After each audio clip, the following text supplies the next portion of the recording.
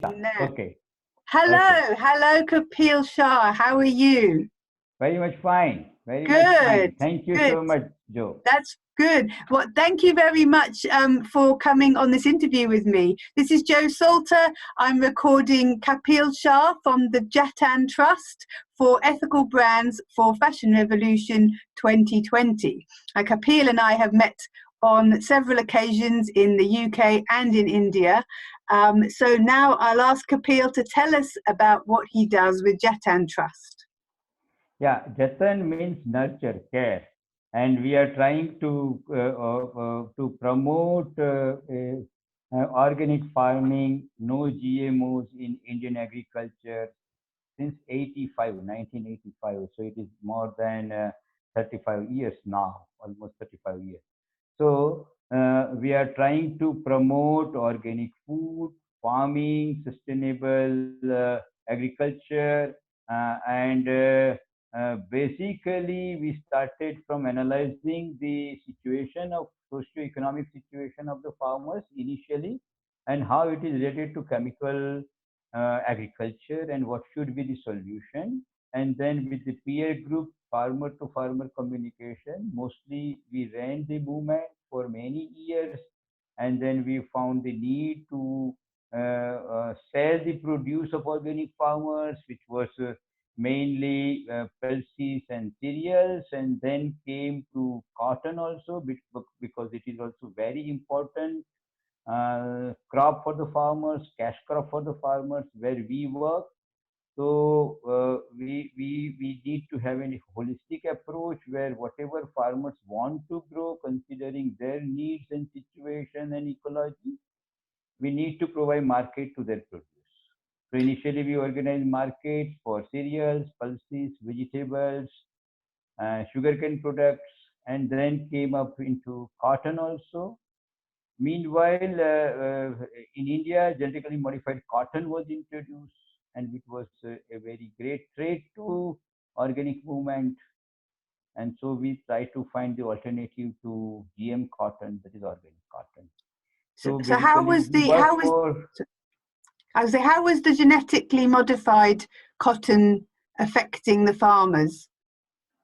Oh, it is contaminating. It is contaminating organic cotton cultivation. Organic cotton, any organic cotton field grown nearby GM cotton, then pollen will contaminate it. So we need to produce the seeds. We need to ensure that there is no contamination with enough isolation kept, and then provide market to those cotton farmers. And did the cotton farmers feel pressured to grow the genetically modified cotton? Pardon? Did they feel did the farmers want to grow the organic cotton, or did they feel that they had to produce the genetically modified cotton? If you don't give any good alternative, any good option, then farmers would be tempted to grow GM cotton, because there is no easy availability of non-GM cotton seeds itself. Secondly, it do reduces to some extent pesticide consumption, to some extent, not as greatly as it was doing earlier, but it has reduced to some extent. And also, there is about more than 95% of Indian cotton is now GM cotton. So everywhere there is a GM cotton growing, and there is no any market for the non-GM cotton. Not only seeds, but for the cotton, the lint also. So it's a normal trend to grow GM cotton. Everybody grows GM cotton here. It is difficult for a farmer to remain organic if you want to grow cotton. And that's why we need to support organic cotton growers. And it starts from seed production, in fact, research for the seeds. Our farmers are have bred hybrid using male and female lines. and then they produce the seeds, they distribute the seeds, they grow cotton, and we are trying to find market for their link. But the my understanding was that the farmers who grow the genetically modified cotton, they Hmm. have they think that they are going to be able to save money, but over time, they have more problems. Definitely, there is no doubt about it. But the problems are far cited. People don't understand the problem easily. Soils are getting worse. Your resources is mainly water in Indian agriculture is an important resource which is diverted to cotton. So they grow less of the pulses and cereals. So it's a problem issue with the food security of the villagers. Then the more and more new pests are coming in, which invites more and more pesticides for the spray. Too much of the chemical fertilizers they need to use for GM cotton. So all are the ecological problems. But at the same time, some of the productivity, overall productivity they receive mainly over last 15 years, they find it because of the international price of the cotton also, it was rising. They find it bit remunerative.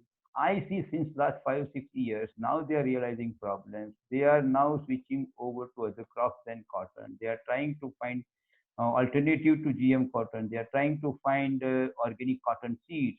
That is, the trend is gradually coming in. What we have anticipated 20 years ago is now getting realized to the farmers. Well, that's But over good the years, news. there is a story. There is a story. Yeah, over the years, there is a story. Farmers have made money for initial years. Now they are losing. Now, it's good news that their farmers are moving back towards organic crops because, as you say, with the organic seeds, they're more indigenous to the landscape, aren't they? So you don't need as much water and pesticides. Yes. Mm. Okay, my next question is going to be what do you think needs to change about fashion? A good question.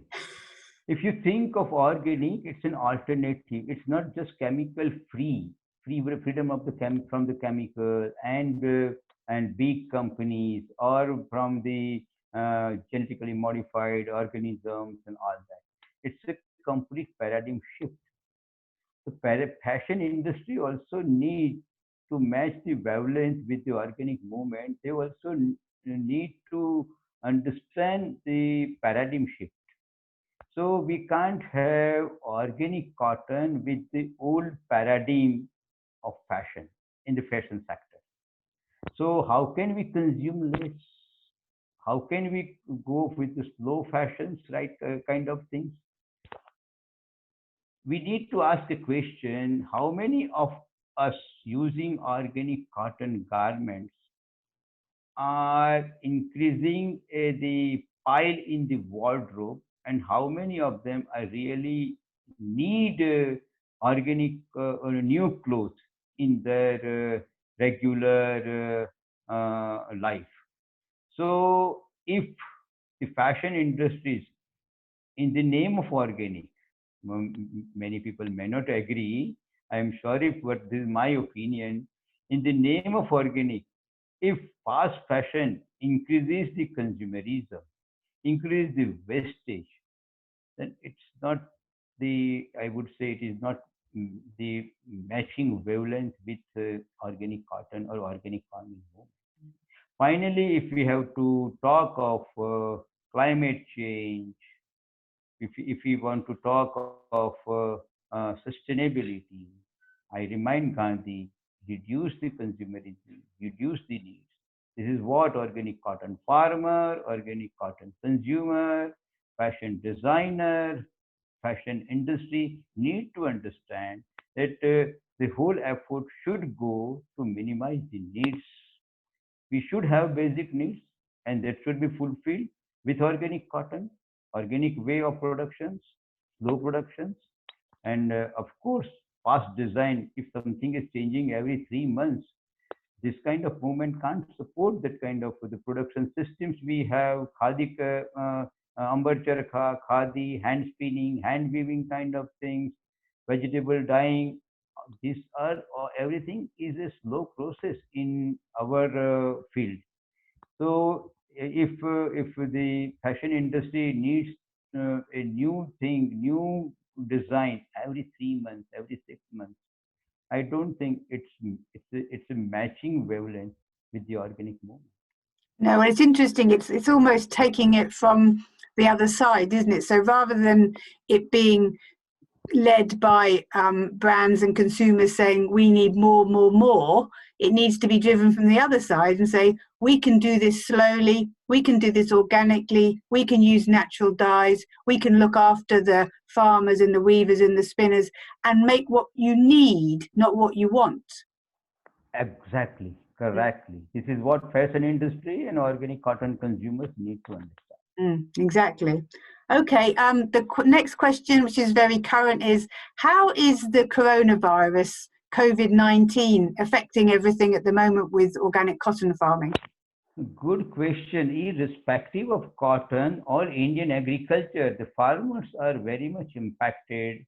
We are just about to end the Rabi, the season, the cropping season. The winter cropping season is about to end, almost ended. Farmers had to harvest their various crops. Some of the organic cotton growers had harvested the crop and kept at the home or in the yard nearby for the salings, which they cannot sell. And overall, cotton farmers are these days getting 20% reduced price of their harvest. So for any cotton grower in India, these are the worst days to sell their produce. This is how overall agriculture is getting impacted. This also applies to organic cotton growers. Laborers are not available. Lockdown doesn't allow them to move. Some of the markets are not open. All kind of problems will arise while the economy around transport around is not running regularly. And is the crop that's grown this year's crop, is any of it going to be wasted or lost? I don't think I have not come across that it would get lost, but of course they will fetch less price.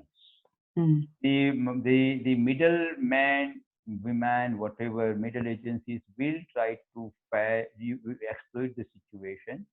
They will buy cheaper from the farmers who don't have much of the bargaining capacity, storage capacity. And on the other hand, they may store and then at the consumer end, they may get more price and they will increase their margin using the opportunity of the. This is generally happening with all agriculture middlemen. Bad news for the farmers, definitely. Okay, and finally, Kapil, what would you like to see for a fashion revolution? Good question, Joe. Thank you so much. I would consider again it cannot be accepted to all, but my brain thinks progressively. I would consider as far as quality assurance is concerned, which I have talked in our meeting in Bhopal where you have participated, sorry, in Jaipur a couple of months ago, that this is an alternative movement where we talk of alternative agriculture, we talk of alternative fashions, we talk of alternative markets, we are alternative consumers. Then for quality assurance also, we should have good alternatives. How we can support small, genuine, honest people, farmers, processes, production units, uh, using alternative quality assurance systems. I think very few people are really working on finding alternatives in quality assurance. That's really interesting. The mainstream organic cotton certification agencies, can they fulfill the needs, requirements, or can they understand the limitations of small, genuine efforts is a question. And if not, what is the solution? It is very difficult to document, to fulfill the need of certification agencies, pay the fees of them. So I don't see that genuine small organic farmers of country like India or any other agrarian country can really satisfy the needs of mainstream certification agencies. So this is my request to people around you too. Well, you Thank you know so what much. I think, Kapil. I think it's got to be about transparency. I think farmers can't always, well, most small producers can't afford to do the major certification things. But if you've got transparency and the customers are Exactly, connected, transparency and traceability, yeah. and producer and consumer and root producers connection. Mm. Yes, but have those connections is the important thing. I think that's definitely the way forward. Building connections all across the supply chain, and now hopefully with growing awareness of how we can do these kind of video links between India and the UK, there's no reason why we can't have these connections. Please, yeah, good. Now technology can offer. People can visit the field and see the bird chirping in the cotton plant, on the cotton plant, and the earthworm moving in the cotton field, and talk to the farmers and get assured that they are buying genuine. Many ways are there. I think we should explore those options, technological options. I think that would be fantastic. Anyway, I'm going to stop recording now. Thank you so much for your time, Kapil Shah of the Jatan Trust. Thank you. Thank